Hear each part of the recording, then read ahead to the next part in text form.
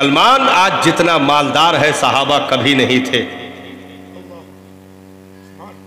مسلمان آج جتنا مالدار ہے صحابہ کبھی نہیں تھے. آج مسلمانوں کی جتنی تعداد ہے صحابہ کی کبھی نہیں تھی. آج مسلمانوں کی جتنی تعداد ہے صحابہ کی کبھی نہیں تھی. آج رنگ برنگے قیمتی لباس جتنے ہمارے پاس ہیں صحابہ کے پاس کبھی نہیں تھے. آج مہنگی کوٹھیاں مہنگی بلڈنگیں جتنی ہمارے پاس ہیں صحابہ کے پاس کبھی نہیں تھی. آج مہنگی مہنگی گاڑیوں کو سفر ہمارا ہے صحابہ کا کبھی نہیں تھا. یہ ساری چیزیں بولنے کے بعد میں نے ایک بات کی حضرت، جتنے ذلیل آج ہم ہیں صحابہ کبھی نہیں تھے. جتنے ذلیل آج ہم ہیں صحابہ کبھی نہیں تھے. وہ بہتر تھے پھوس کے چھپروں کے نیچے، کھجور کے تنوں کے نیچے، رب کے حضور کم سے کم کچی عمارتوں میں پکے سجدے تو رب کے حضور ہو رہے تھے. وہ بہتر تھے پھٹے لباس اپنے بدن پر ڈالنے والے، جن کی غیرتوں کی بیداری کا یہ عالم تھا کہ وہ اٹھ کر کے اگر ایک کوئی صدا لگا دیا مشرق میں تو مغرب کے صحابہ اٹھ کر لبیک کہتے تھے اور کہتے تھے گھبرانا نہیں، میں آ رہا ہوں. اللہ اکبر اللہ اکبر. لگایا نعرہ لگاؤ زندہ باد. واہ واہ واہ واہ واہ ماشاءاللہ. مفتی صاحب زندہ باد. کیا تاریخ کا آئینہ پیش کر رہے ہیں. سبحان واہ واہ واہ. ہماری غیرتیں چلی گئیں صاحب. سچائی ہے حضور. آج اگر سگا بھائی جیل چلا جائے تو ہمارے لبوں پہ مسکراہٹ پہنچ جاتی ہے کہ چلو کامیابی ملی. آج اگر ہمارا باپ رسوا ہو جائے تو ہمیں پھر بھی چین آ جاتا ہے کہ بہت ہیکڑی جماتا تھا، چلو کم سے کم کسی نے تو اس کی گردن نیچی کر دی. اللہ اکبر اللہ اکبر. جو سگے باپ اور ماں کے بھی وفادار نہ بن چکے ہو، جو سگے بھائیوں کے وفادار نہ بن پائے ہو. ایک پڑوسی کے خلاف مقدمہ اس لیے ہو گیا کہ صاحب کی بلڈنگ بن رہی تھی.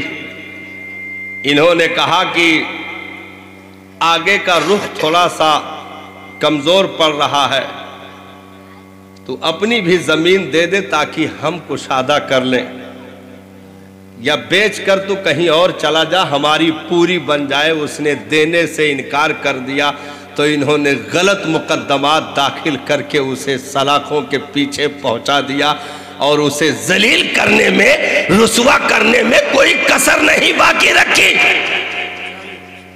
میں نے کہا اپنی حویلیوں کو آسمان کا رخ دکھانے والوں، اپنے پڑوسیوں کو اپنے جوتے تلے رود کر کے ان کے ناشوں پر اپنی اینٹوں کی بلندیاں بنانے کا خواب دیکھنے والوں، یاد رکھنا ذلتیں جب آتی ہیں تو پھر مہنگی عمارتیں نہیں دیکھی جاتی، نسلوں تک کی خبر لی جاتی ہے. یہ کبھی بھی نہیں ہو سکتا کہ تم مخلوق خدا کو رو دو اور رب دیکھتا رہ جائے. تم دنیا والوں کو ذلیل سمجھو اور تمہارے لیے کچھ نہ ہو، ایسا نہیں ہو سکتا. ان بطش ربک لشدید، تیرے رب کی پکڑ بہت سخت ہے. جب وہ گرفتار کرتا ہے تو بچنے کی ساری امیدیں ختم ہو جاتی ہیں. ہم نے اپنی ذات کے لیے درد رکھا صاحب. غوث اعظم کی 11ویں منانے والوں، ملت کا درد کیسا تھا میرے بڑے پیر دستگیر کے کلیجے میں. باپ کا سایہ اٹھ چکا ہے، ماں سے رخصتی ہو رہی ہے تو یہ کلمات بھی زبان پر ہے، بیٹا جاؤ اب ہماری تمہاری ملاقات میدان محشر میں ہوگی.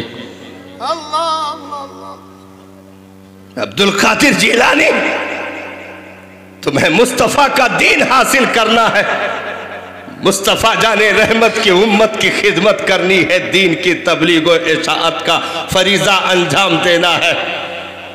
بیٹا جاؤ، میں رکاوٹ نہیں بنوں گی، میں بیوہ ہوں، بیوگی کا ٹیکہ میرے سر پر ہے، تمہارے نانا عبداللہ سومئی بھی دنیا سے جا چکے ہیں،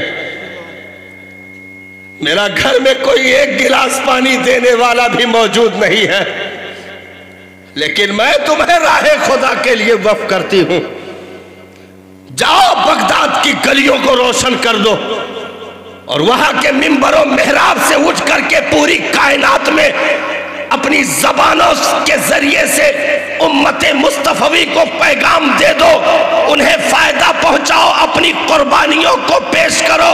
بیٹا عبدالقادر جاؤ، میرا آخری سلام لے کر جاؤ، اب میدان محشر میں ملاقات ہوگی۔ میں نے کہا اپنی ذات کے لیے جینا اور ہے، غوث اعظم کی طرح امت کے لیے جینا اور ہے۔ ولی کی زندگی کے بہت سارے پہلو ہیں صاحب، ہم نے صرف کرامتوں کو بول بول کر کے مرغوں پر قبضہ کر لیا، پاپی پیٹ کو بھر کر کے جب 2-3 ڈکار آئے تب شکر اللہ الحمدللہ کہا، اور کہا چلو کم سے کم 11 کا مہینہ سکون سے گزر گیا۔ ہم نے کہا ذرا ان کٹے ہوئے بکروں سے اور ذبح ہوئے مرغوں سے پوچھو تو صحیح کہ تمہارا منہ ان کا لقمہ بنانے کے قابل ہے بھی کہ نہیں، منہ اس قابل ہے بھی کہ نہیں۔ غوث پاک کی 11ویں کھانے کے لیے کلیجہ چاہیے، زبان جھوٹ اور کذب کے کیچڑوں سے آلودہ ہو کر غوث اعظم کے 11ویں کا لقمہ کھائے، ایک وقت کی نماز بھی کھاتے میں نہ لکھی گئی ہو، بیٹھ کر غوث پاک کی 11ویں کے لقمے کھائے جائیں۔ کھانا ضروری، کھانا پاک ہے، طیب ہے، ضروری کھانا، برکتیں ملتی ہیں، لیکن کم سے کم ان لقموں کو اٹھانے سے پہلے اپنے وجود کو پاک کر لینا، تاکہ کھاتے ہی بغداد کے دولہا کی توجہ تمہاری طرف ہو جائے اور ان کے کرم کے فیضان کی بارشوں میں تمہاری نسلوں کو بھی شرابور کر دیا جائے۔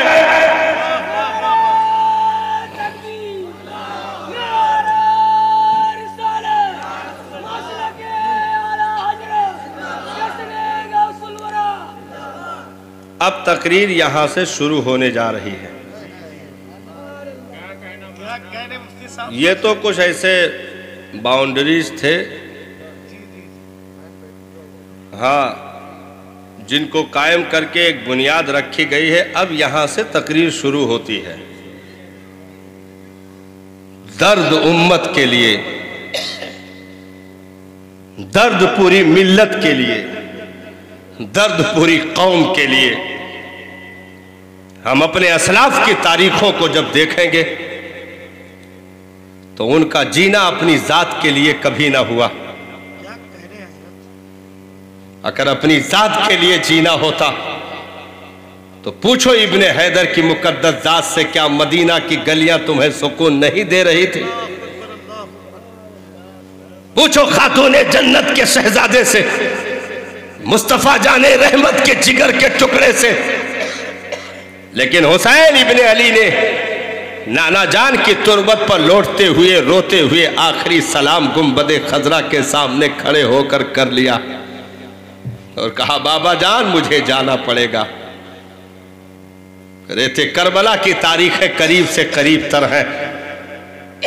نانا جان حسین کو اپنی ذات کے لیے اگر جینا ہوتا تو حرم کا سجدہ اس کے لیے زیادہ فائدہ مند تھا۔ جس حسین نے 25 حج پیدل چل کر ادا کر لیا ہو، اس حسین سے زیادہ نیکیوں کا حریص کون ہوگا؟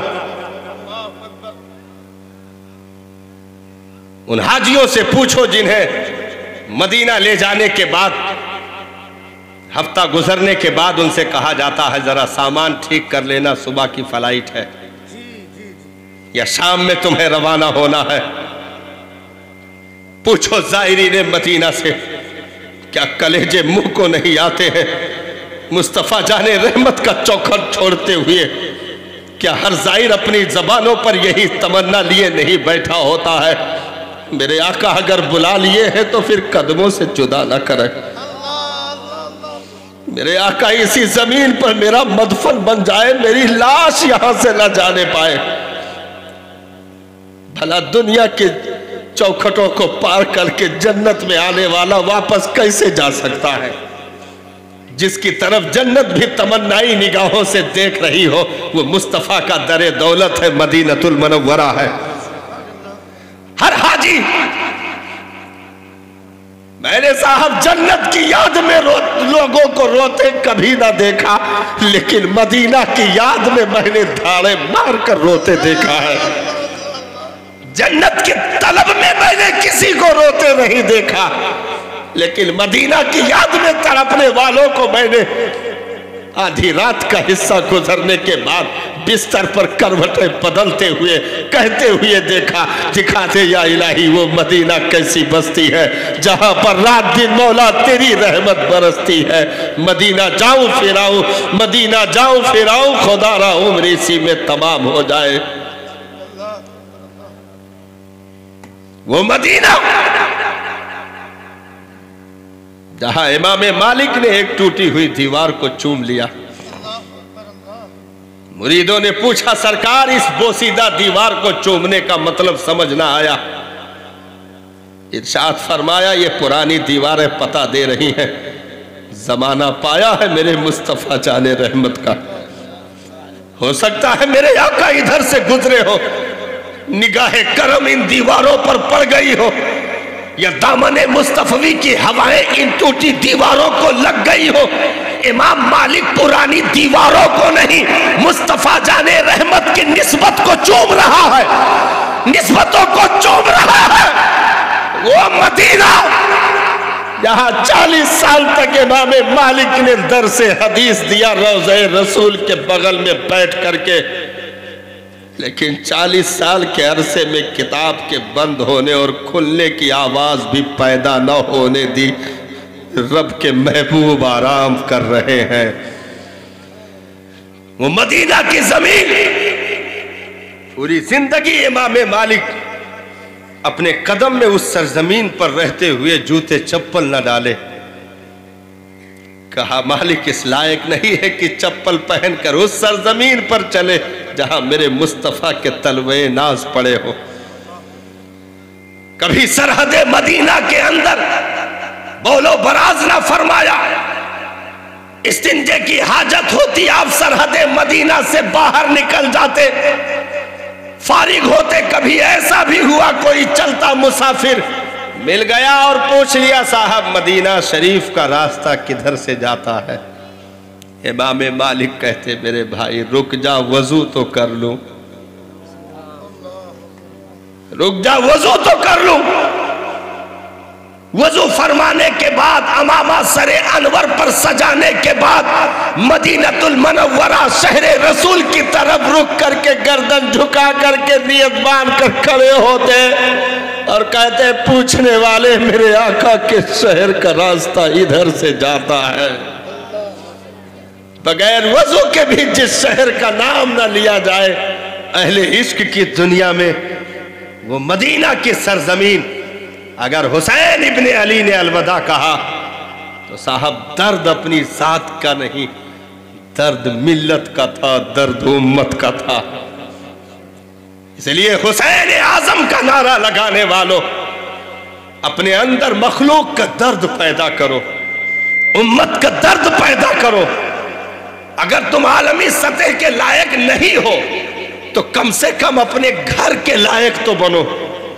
اپنے گھر میں اپنے پاس پڑوس اپنی برادری کے لائق تو ہونا. دشمنیوں کے بیج بو کر کے لمبی دیواروں کو، عداوت کی کھائیوں کو تیار کرنا یہ کامیاب انسان کی علامت نہیں ہے، بلکہ ٹوٹے دلوں کو جوڑ کر کے محبت کا چمن آباد کر دینا یہ ایک اچھے انسان کی بھی پہچان ہے اور سچے مسلمان کی بھی پہچان ہے.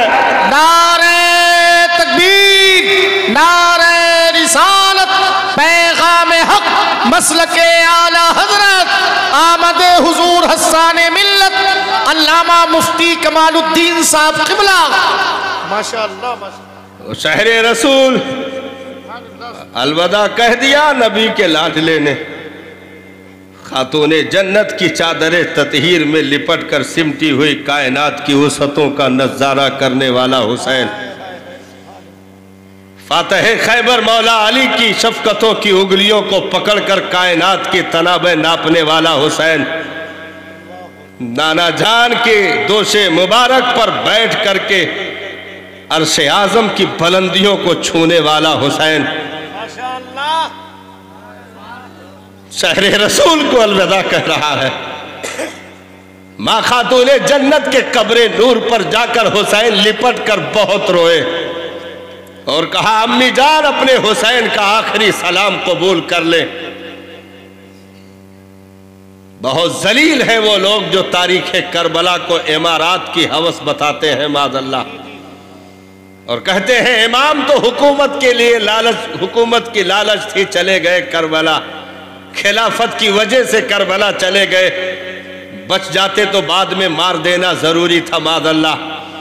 میں کہنا چاہوں گا او ذلیلو تم مسلمان نہ سہی، کم سے کم انسان کے گھر میں پیدا تو ہوئے ہو، ایسی باتیں نہ کیا کرو، ایسی باتیں نہ کیا کرو۔ ایک انسان اشرف المخلوقات ہو کر کے ایسی گندی باتیں اپنی زبانوں پر نہیں لا سکتا۔ اس حسین کو یزیدی ذلیل حکومت کی طلب کربلا لے جائے گی، جس حسین کی چوکھٹ پہ جنت کا جوڑا جبریل لے کر اترتا ہو۔ لیکن دنیا کے درہم و دینار کے غلام دنیاوی سکوں کے کند کھنک میں اپنی ذات اپنی برادری کی عزتوں کو نیلام کر دیتے ہیں۔ حسین نے ایسے گود میں جوانی کا خواب دیکھا تھا جس نانا کے پیٹ پر خزانے نہیں پتھر بندھے ہوئے تھے۔ فکر کی تلقین لعاب مصطفیٰ حلقوم حسین میں اتر کر وجود حسین کو پاکیزہ کر رہی ہو تو سفر کربلا امت کا درد لے کر گیا، امت کا ملت کا درد ہے جو سفر کربلا کروا رہا ہے۔ مکہ کی رونقوں کو الوداع کہہ دیا، طواف کعبہ کے موسم حج قریب سے قریب تر ہے، اس کے بعد بھی حسین ریت کربلا پر اتر گئے۔ اصغر کا بچپنا دے دیا امت کے لیے، عباس کی جوانی دے دی امت کے لیے، قاسم کا شباب دے دیا امت کے لیے، علی اکبر کی جوانی دے دی امت کے لیے، زینب و سکینہ ام رباب، حضرت زینب کی سسکیار آہر اور بیمار بیٹے زین العابدین کا بستر پہ تڑپنا برداشت کرتے ہوئے ریت کربلا پر اتر کر آخری سجدہ ریت کربلا پر کر کے حسین نے بتا دیا، نانا اگر امت کے لیے آپ نے پالا تھا تو حسین امت کے لیے کٹ رہا ہے۔ نعرہ تکبیر، نعرہ رسالت، فیضان امام حسین، خاندان امام حسین، نعرہ غوثیت، فیضان غوث اعظم، آمد اولاد غوث اعظم۔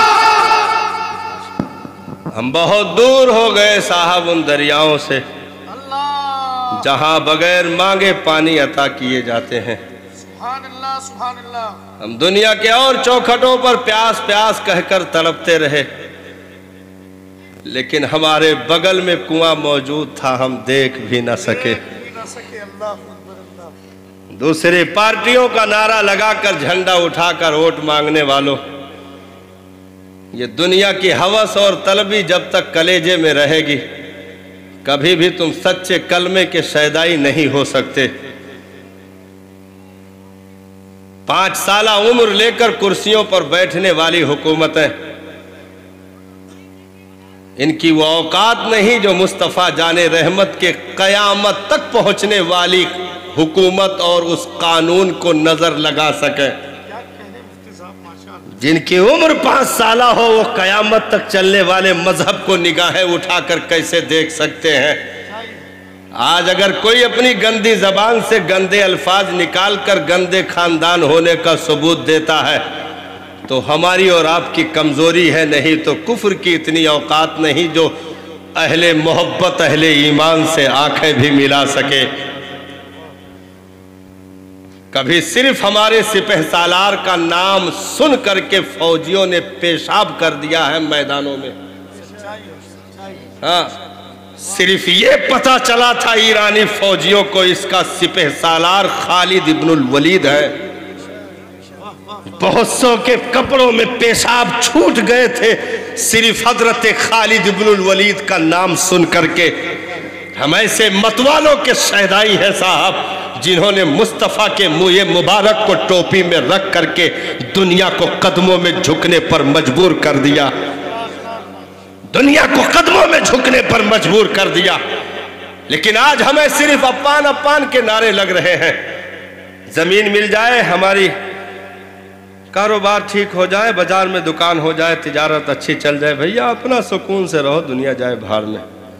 नहीं साहब, एक दर्द होना चाहिए। अगर मुस्तफ़ा के सच्चे उम्मती हो तो एक दर्द लेकर उठो। जो जिस लायक है वही उसी एतबार से वो दर्द लेकर उठे। अगर तुम खानदानी एतबार से दर्द रखने के लायक हो तो अपने खानदान को दीन का मतवाला बना दो। अगर तुम नस्ली एतबार से दर्द लेकर उठने वाले हो तो अपनी औलादों के गलों में कम से कम कुरान की तावीज़ उठाकर डाल दो कि उनकी ज़बानें खुले तो दुनिया के किसी गाने और नगमे के लिए नहीं, बल्कि जब भी खुले तो मुस्तफ़ा का तराना लबों पर हो, कुरान की आयतें उनकी ज़बानों पर जारी हो। ये दर्द लेकर हमें उठना पड़ेगा। हम ये नहीं कहते आप उठो डायरेक्ट और जा करके अटैक कर दो अमेरिका पर, नहीं साहब, जिनकी जैसी हैसियत है उसी एतबार से कदम उठाए। अगर तुम बस्ती के ऊपर इतनी हैसियत रखते हो कि बस्ती में तुम्हारी सुनी जाती है तो तुम किसी पत्थर को चौराहे पर लगाने से बेहतर किसी जो है 50 दरख्त लगाकर फोटो खिंचाकर फेसबुक पर डालने से बेहतर है कम से कम बस्ती में तुम उठकर खड़े हो और कहो कि पेड़ बाद में लगेंगे, मसलके आला हजरत का शजर कलेजों में पहले लगाया जाएगा, मुस्तफ़ा के दीन की हरियाली पहले लाई जाएगी। इसलिए तुम दुनिया के किसी और भावनाओं में बह करके यहूदो नसारा को अपना समझ करके कभी गलती ना करना, क्योंकि कुरान ने फैसला कर दिया है जो गैर है वो गैर ही रहेगा, तुम्हारा कभी अपना नहीं हो सकता है। जो अपने हैं उनको कलेजे से लगाओ ताकि तुम गैरों के आगे ना झुको, गैर तुम्हारे आगे झुकने पर मजबूर हो जाए, क्योंकि तुम झुकने के लिए नहीं झुकाने के लिए आए हो। तुम झुकने के लिए नहीं झुकाने के लिए आए हो। मिल्लत का दर्द साहब, उम्मत का दर्द जिसके कलेजे में उठ जाए वो फिर जीलान में आंखें खोलता है तो जिंदगी की शाम बगदाद में होती है। वो सिर्फ जीलान में, जब उम्मत का दर्द कलेजे में होता है तो जीलान में आंखें खोलता है और जिंदगी की शाम बगदाद में होती है। ये मिल्लत का दर्द है जो गौसे आजम को, भाई ये मिल्लत ही के दर्द के ताल्लुक से मुस्तफ़ा जाने रहमत ने हुक्म दे दिया, मेरे बेटे अब्दुल कादिर तुम तकरीर किया करो, वाज कहा करो ताकि मखलूक को फायदा पहुंचे। ये मिल्लत के दर्द की तरफ रहनुमाई है कि मौला अली अपना लवाबे दहन दे, मुस्तफ़ा जाने रहमत अपना लवाबे दहन दे। क्यों? क्योंकि अब्दुल कादिर खुद पढ़कर काबिल बनकर बैठे रहना ये फायदा नहीं देगा। उठो, मिंबर बनाकर 70-70 हजार उम्मते मुस्तफ़वी के दीवानों को इकट्ठा करो और अपने दीन का नारा लगाकर कुरान के आयतों की तर्जमानी, मुस्तफ़ा के हदीस की रवानगी अपनी ज़बानों पर سفر جاری کر کے لوگوں کو دین اسلام سے قریب کرو، مدینے والے کے چوکھٹ سے قریب کرو، تو وہی ہوا صاحب جو بغداد کے منبر سے قدمی حاضی علی رغبت کل ولی اللہ کے جلالی نعرے اگر غوث اعظم کی زبان سے لگ رہے ہیں تو اسی منبر سے رشد و ہدایت کی وہ باتیں اٹھ رہی ہیں کہ آئے تھے خالی لیکن گئے تو صرف مسلمان نہیں، ولی بن چکے تھے، ولی بن چکے تھے۔ اور وہی مصطفیٰ جان رحمت کا شہزادہ بغداد میں 5 مہینہ 4 دن، بہت بڑا اشارہ آ رہا ہے، ختم کرے کوئی تو حضرت بتا دیو، بند کیا جائے۔ اچھا، تو بغداد میں 5 مہینے 4 دن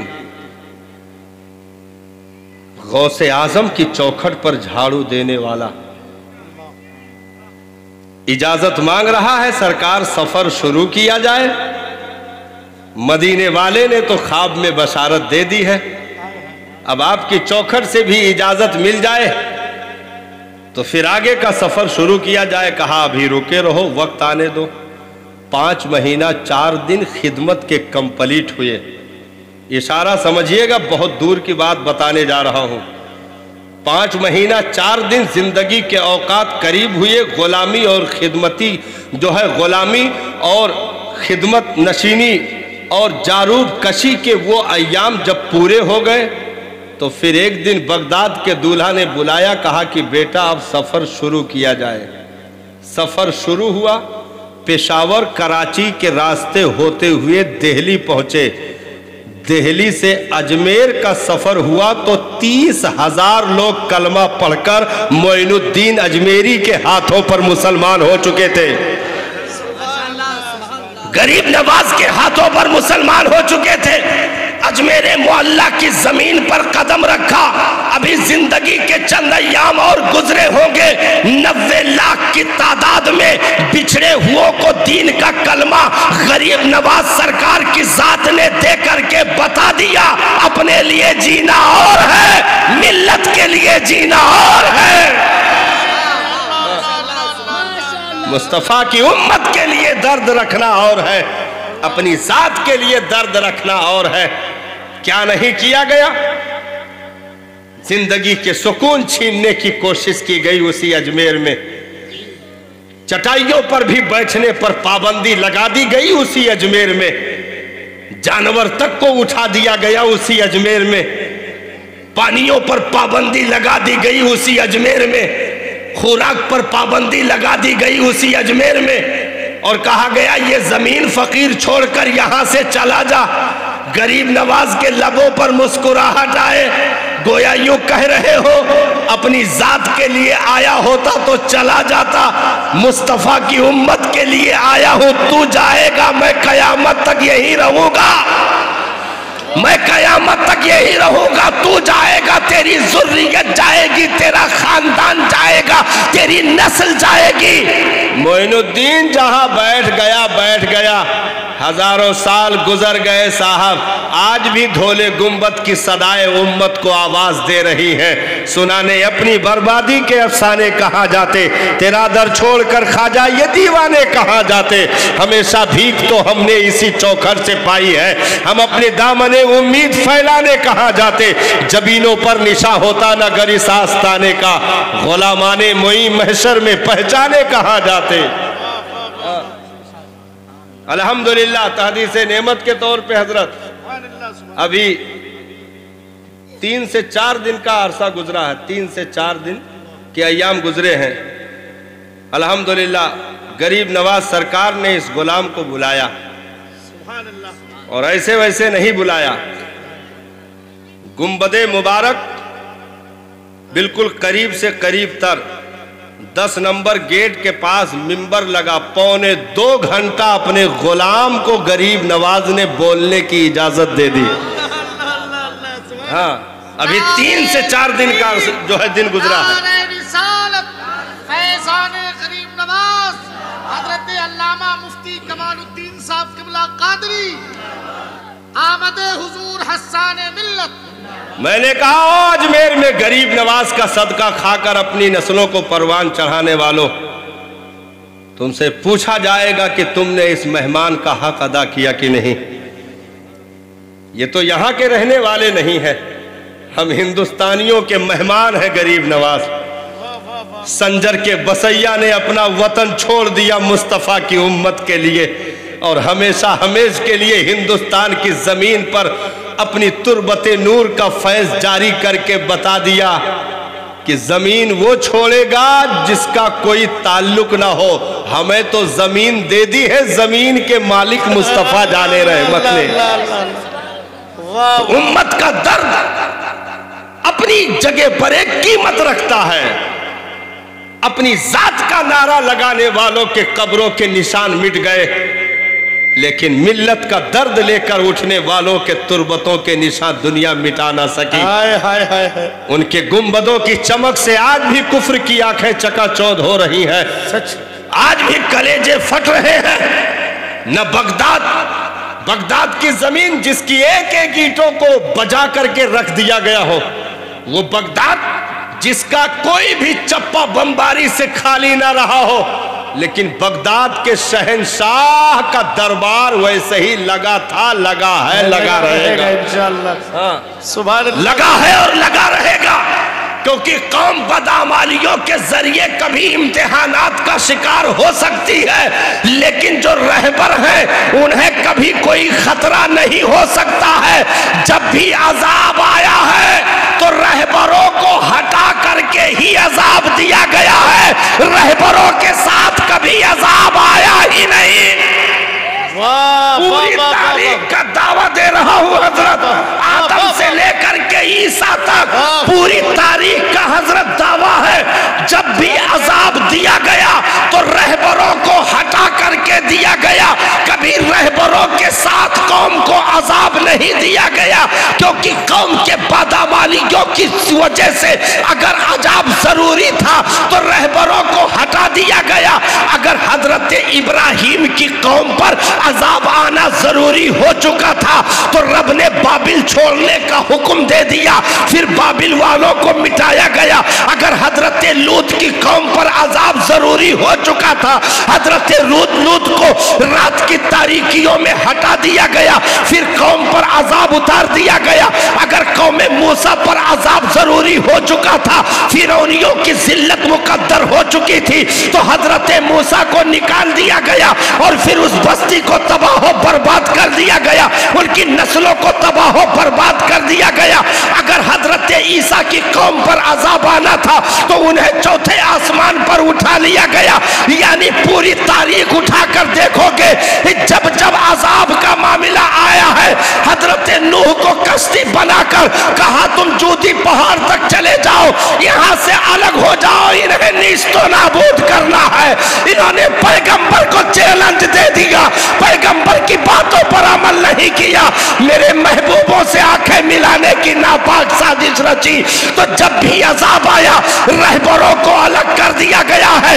اس لیے کوئی بھی اگر عذاب کا شکار ہوگا تو رہبر غریب نواز کے اوپر آنچ نہیں آئے گی، رہبر غوث پاک کے اوپر آنچ نہیں آئے گی، قطب الدین پر آنچ نہیں آئے گی، نظام الدین پر آنچ نہیں آئے گی، فرید الدین پر آنچ نہیں آئے گی، حضرت بختیار پر، حضرت شاہ مینا پر، دیوا کے دولہا وارث پاک پر، ان مقدس ہستیوں پر کبھی آنچ بھی نہیں آ سکتی ہے، کیونکہ امتحان قوم کا ہوتا ہے، رہبر کا نہیں ہوتا۔ اللہ، نعرہ تکبیر، نعرہ رسالت، آمد حضور حسان ملت، مسلک اعلی حضرت۔ درد ملت کے لیے جس دن ہمارے کلیجوں میں پیدا ہو گیا صاحب، اس دن ہم دنیا کے کسی بھی ایرے غیرے کے محتاج نہیں ہو سکتے۔ ایک ملت کا درد لے کر اٹھنے والی ذات، دور فاروقی کا جو خواب کمپلیٹ ہوا تھا، وقت کے چلتے اس پر کچھ دھول مٹیاں پڑ گئی تھی، یہودیوں کے قبضے میں بیت المقدس پھر آ چکا تھا۔ سلطان نور الدین جنگی علیہ الرحمہ نے قسم کھائی मिंबर बनवाया और कहा इस मिंबर को बैतुल मक़दिस फिलिस्तीन, मेरे मालिक वहां के एक एक बच्चे की हिफाजत फरमा। फिलिस्तीन जो हम मुसलमानों का क़िबले अव्वल है बैतुल मक़दिस, सुल्तान नूरुद्दीन जंगी अलैहिर्रहमा ने कसम खाई और कहा ये मिंबर बनवा रहा हूं, एक दिन ये मिंबर बैतुल मक़दिस में रखकर मुस्तफ़ा जाने रहमत का खुतबा पढ़ा जाएगा। मिंबर बनवाई, उस दौर के कीमती कारीगरों का इस्तेमाल हुआ, कीमती लकड़ियों का इस्तेमाल हुआ, चंदन जैसी कीमती लकड़ियां इस्तेमाल की गईं और वो खूबसूरत मिंबर बना। लेकिन कभी ऐसा भी होता है साहब, बुनियाद में पड़ने वाली पहली ईंटों को आसमान की बुलंदियां देखने को नहीं मिलती, लेकिन जिन ईंटों को आसमान की बुलंदियां दिखें, वो बुनियाद में पड़ी हुई ईंटों का पूरी जिंदगी शुक्रिया अदा करें, तुम ना होते तो हम यहां तक ना पहुंचते। अगर दरख्त का फल खा करके मुस्कुराते हो तो उस तनावर दरख्त की जड़ में एक नन्हे बीज ने सड़कर अपने वजूद को फना कर दिया है, अपने वजूद को फना कर दिया है। उस तनावर दरख्त के जड़ में एक नन्हे बीज ने सड़कर अपने वजूद को फना कर दिया, तो दरख्त की शाखें कितनी ही लंबी क्यों ना हो जाए, वो उस फना होने वाली बीज का शुक्रिया पूरी जिंदगी अदा करता रहेगा। तुम न होते तो हमें वजूद न मिलता। इसलिए आज अगर कोई अरबपति हो जाए, फॉर्चूनर से चले, फिर भी गरीब नवाज के चौखट पर हाथ जोड़कर यही कहेगा, ओ हिंदुस्तान के राजा तुम न होते तो हमारा वजूद न होता। ख्वाजा हिंद वो दरबार है आला तेरा, कभी महरूम नहीं चाहने वाला तेरा। तो ये ख्वाब था, एक तमन्ना थी सुल्तान नूरुद्दीन जंगी अलैहिर्रहमा की, लेकिन कोशिशें जारी रहीं, आपकी जिंदगी के वक्त साथ ना दे सके। एक दिन ऐसा भी आया, सुल्तान नूरुद्दीन जंगी का जनाजा उठा, लाखों की भीड़ इकट्ठा है। कंधा देने वालों में जहां बहुत सारे जनरल कर्नल फौज के सिपह सालारान मौजूद हैं, पूरी फौज मौजूद है अपने मसीहा के जनाजे को कंधा देने के लिए। हजरत तारीख के गोशे से एक बड़ी बात आ गई है, मैं बता दूं। उसी जनाजे को आगे कंधा देते हुए चलने वाले उम्मत के एक दर्दमंद ने कसम खाई थी। हाँ, सुल्तान नूरुद्दीन जंगी के जनाजे को कंधा देते चलते हुए एक दर्दमंद ने कसम खाई थी और कहा, उस्ताद आप कब्र में जा रहे हो, मैं कसम खाता हूं आपकी ये तमन्ना जरूर पूरी करूंगा। मैं कसम खाता हूं आज की आपकी ये तमन्ना जरूर पूरी करूंगा। आप पूछोगे नहीं वो कौन था जिसने सुल्तान नूरुद्दीन जंगी के जनाजे में कंधा देते हुए कसम खा ली थी? उसे दुनिया सुल्तान सलाहुद्दीन अय्यूबी के नाम से याद करती है। माशाअल्लाह, नारे तकबीर, नारे रिसालत, वाह वाह वाह वाह। सुल्तान सलाहुद्दीन अय्यूबी जो सुल्तान नूरुद्दीन जंगी अलैहिर्रहमा के दाहिने बाजू थे, उनके शागिर्द थे, उनकी फौज के बहुत अहम किरदार निभाने वाली शख्सियात में हजरत सुल्तान सलाहुद्दीन अय्यूबी अलैहिर्रहमा की जात थी। कसम खाई। कौन? सुल्तान सलाहुद्दीन अय्यूबी, जिसने कसम खाने के साथ साथ ये भी कसम खा ली थी कि जब तक अल्लाह का मुकद्दस घर बैतुल मक़दिस आजाद नहीं हो जाता, उस वक्त तक मैं नया लिबास अपने बदन पे नहीं डाल सकता। पूरी उम्मत का दर्द लेकर जो शहजादा उठा था साहब, पूरी उम्मत का दर्द लेकर के, हम दुआ करें अपनी नमाजों में, میرے پروردگار سلطان صلاح الدین ایوبی کا کوئی جانشین بھیج دے، اس امت کو ضرورت ہے، فلسطین کی اجڑی بستیوں کو ضرورت ہے۔ آج وہاں کی در و دیوار کی ایک ایک اینٹوں کی صدائیں صلاح الدین ایوبی کو پکار رہی ہیں۔ ماؤں کے گود میں دم توڑتے بچوں کی سسکیاں ہو رہا ہے، سلطان صلاح الدین ایوبی کے تربت کی طرف حسرت و یاس بھری نگاہوں سے دیکھ رہی ہیں۔ امت کا درد، حضرت امت کا درد، جب بند کرنا ہوگا تو بتائیے۔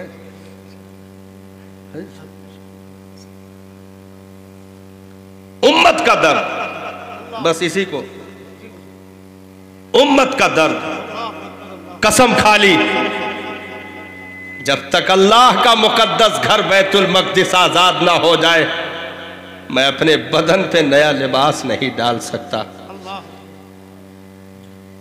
اسی دور میں حامان ماہان جو رومیوں کے سپہ سالاران میں تھے، حاجیوں کے قافلے کو پکڑ کر کھمبے سے باندھ دیا، ان کے کرتے اتروا دیے، ننگی پیٹھوں پر کوڑے برسوائے اور کہا کہ بلا اپنے نبی کو مدد کے لیے، کہاں ہے تیرا نبی؟ حاجی روتے رہے، چیختے رہے۔ شدہ خبر سلطان صلاح الدین ایوبی تک پہنچ گئی۔ سلطان نے قسم کھائی، کہا اس وقت تک بستر پہ جانا حرام ہے جب تک میں اس گستاخ رسول کے گریبان تک نہ پہنچ جاؤں۔ 3 سال سے زائد کا عرصہ لگ گیا صاحب، 3 سال سے زائد کا عرصہ تاریخ بتاتی ہے۔ سلطان نے 3 سال کے ان عرصوں میں بستر پہ پیٹھ نہیں لگائی۔ ہم اور آپ اپنے لیے مر رہے، اپنے لیے جی رہے صاحب، ہمارے لیے کیا فرق پڑتا ہے؟ اگر بغل میں کسی کا جنازہ بھی نکل جائے، ہماری میٹنگ اگر لگی ہے تو ہم جنازے چھوڑ کر بھی میٹنگوں کو اٹینڈ کر لیتے ہیں۔ مر گئے، مرنے دو، روز تو مرتے رہتے ہیں۔ نا صاحب، یہ صدائیں مردہ دلوں کی ہوتی ہیں، جس کے کلیجوں میں زندہ دلوں کی دھڑکنیں اس کے سانسوں کی ترجمان بن جائیں، وہ کبھی ایسی بے غیرت چیزوں کو انجام نہیں دے سکتا۔ اللہ اکبر، اللہ۔ سلطان نے قسم کھا لی 3 سال تک۔ اب ظاہر سی بات ہے، 4 لاکھ کی تعداد رکھنے والے رومی لوگ، تعداد اپنی کمزور تھی لیکن 3 سال تک طاقتیں جٹانے میں مصروف رہے، دوڑتے رہے۔ تھکاوٹ زیادہ ہو جاتی، خیمے کی لکڑی سے پیٹھ لگا کر کچھ دیر کے لیے آنکھیں بند کر کے کھڑے ہو جاتے اور پھر جھجک کر اٹھتے اور کہتے، صلاح الدین تجھے نیند آ رہی ہے، نبی کا گستاخ ابھی زندہ زمین پر چل رہا ہے، ابھی زندہ زمین پر چل رہا ہے۔